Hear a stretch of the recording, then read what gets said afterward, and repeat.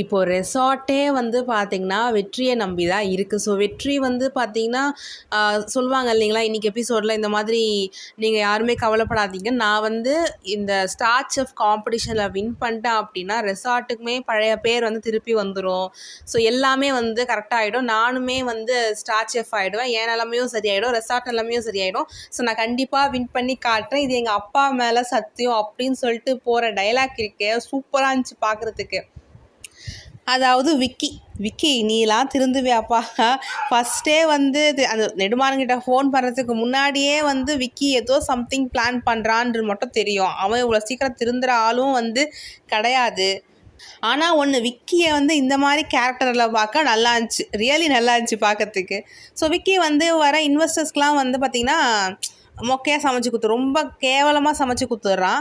So வெற்றியுமே வந்து இருக்க வேணான்னு சொன்னதுக்கு ரீசன் வந்து அதுதான் போல். ஸோ இப்போ வெற்றி இருந்திருந்தால் இந்த தப்புலாம் நடந்திருக்காது, கரெக்டாக ஏதாவது ஒன்று பண்ணியிருப்பான். ஸோ அதனால் வெற்றியுமே வந்து கரெக்டாக லீவ் போடுற மாதிரி ஆயிடுச்சு. அதுவும் வந்து விக்கிக்கு வந்து சாதகமாக ஆயிடுச்சு. விக்கி வந்து சூப்பராக கேவலமாக சமைச்சு கொடுத்துட்றாரு இன்வெஸ்டர்ஸ்க்கு.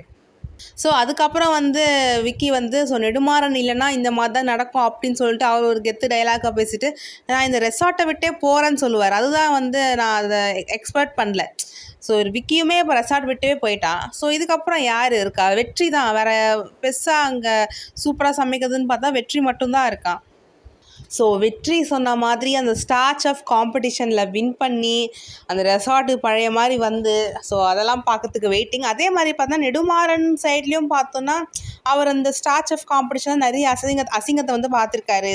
ஸோ அதனால் அவங்க பொண்ணு ஐஷுவை வந்து அப்படி ட்ரைன் பண்ணிகிட்ருக்காரு. ஐஷுவும் வந்து ரொம்ப வெறித்தனமாக வந்து உழைக்கிறாங்க. ஸோ வெற்றி வெர்சஸ் ஐஷு ரியலி போட்டி ரொம்ப பயங்கரமாக தான் போகுது. ஸோ பார்க்கலாம் என்ன நடக்குது அப்படின்ட்டு. ஸோ உங்கள் கருத்துக்களை கமெண்ட் செக்ஷனில் ஷேர் பண்ணுங்கள்.